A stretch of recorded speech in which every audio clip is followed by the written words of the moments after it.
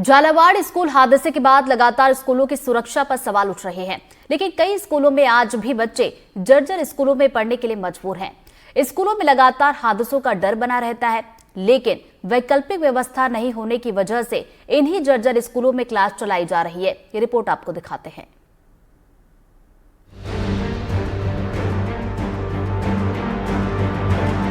बड़वानी से लेके बेड़ी फरतला गांव की इमारत कहने को तो स्कूल है, लेकिन असल में एक जर्जर ढांचा है जो कभी भी गिर सकता है।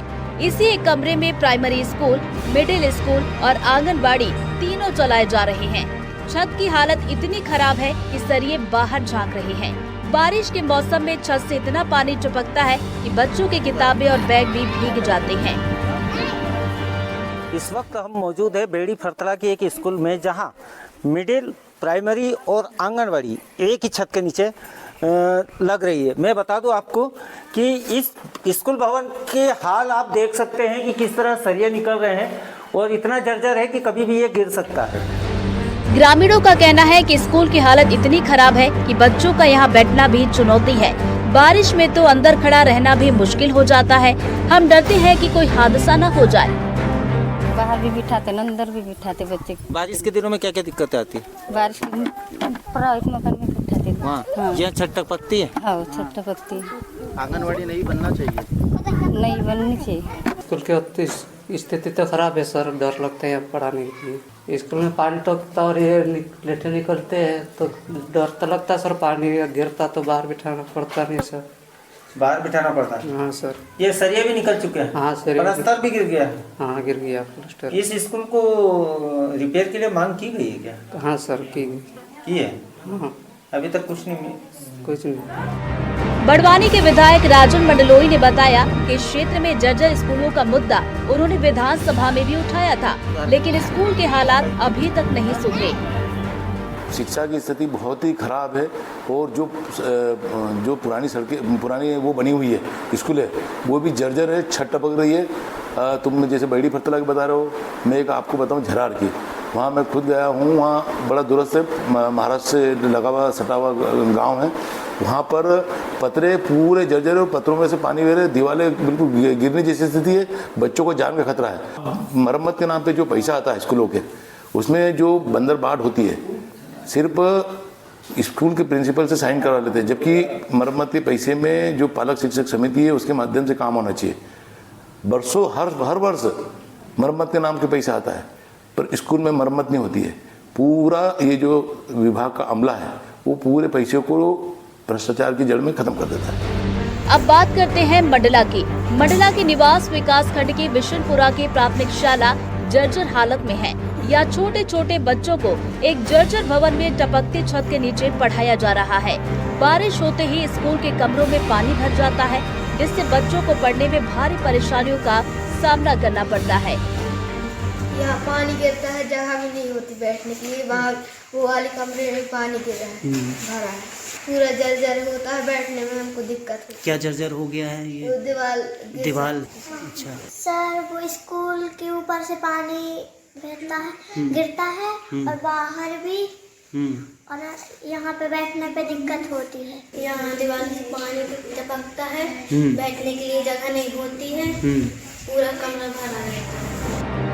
शिक्षकों का कहना है कि उन्होंने जर्जर भवन के बारे में अधिकारियों को लिखित में जानकारी भी दे दी है, लेकिन मरम्मत को लेकर कोई कार्रवाई नहीं हुई है।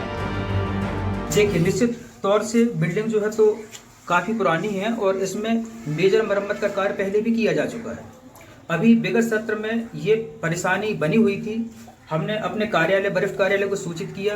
कार्यालय से बीआरसी महोदय और सब इंजीनियर मैडम जो है तो गई और वो हमको ये सजेस्ट किए कि एक काम करें कि बस्ती में अगर कोई शासकीय भवन हो, जैसे आंगनवाड़ी केंद्र है या कोई पंचायत भवन हो, कोई सामुदायिक भवन हो, तो वहाँ पर विद्यालय का संचालन किया जाए। हम बस्ती में सर के साथ, मैम के साथ घूमे, लेकिन हमको कहीं ऐसी कोई व्यवस्था विद्यालय संचालन हेतु उपलब्ध नहीं हो पाई।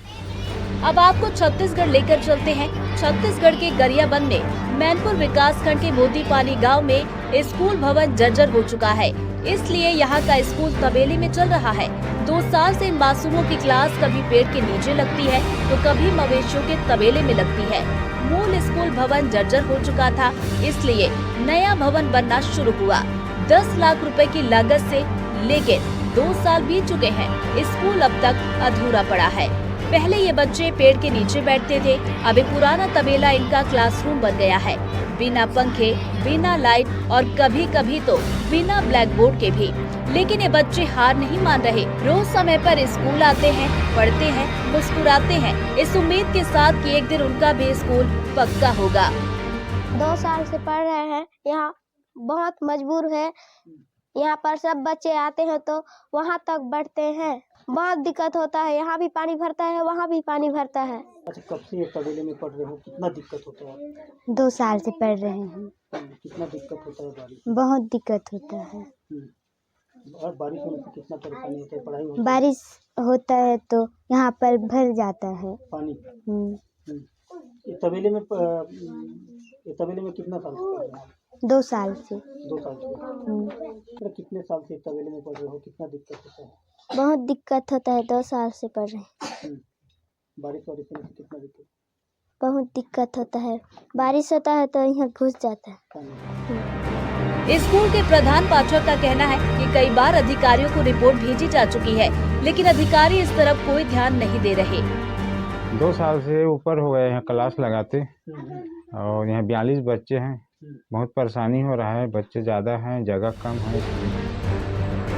अब आपको गरियाबंद लेकर चलते हैं। यहाँ स्कूल में तो नहीं, लेकिन स्कूल पहुँचने से पहले बच्चों को जान जोखिम में डालनी पड़ती है। बेलबहरा गांव से फुनगा जाने वाले बच्चों को हर दिन शिक्षा पाने के लिए नेवरी नदी को पार करना पड़ता है। नदी पर कोई पुल न होने की वजह से बच्चों को पानी के बहाव से होकर ही स्कूल जाना पड़ता है। हम लोग बेलबहरा से आते हैं और नदी में भी पानी आ जाता है बहुत ज़्यादा, तो नहीं आ पाते हैं। बहुत कठिनाई आता होगा इस रास्ते से स्कूल जाने में। हाँ, डर लगता होगा डेली आने जाने में। जी, डर लगता है। कहीं बच्चे जर्जर स्कूल में पढ़ने को मजबूर हैं, तो कहीं नदी पर पुल नहीं होने की वजह से उफनती नदी पार करने के लिए मजबूर हैं। ये तस्वीरें सिर्फ वानगी हैं। ऐसे हालात प्रदेश के कई स्कूलों में हैं, लेकिन इनके सुध लेने वाला कोई नहीं। बड़वानी से मुनाफ अली, मंडला से चंद्रेश खरे, गरियाबंद से हिमांशु सांगाड़ी और मनेंद्रगढ़ से फलिता भगत की रिपोर्ट।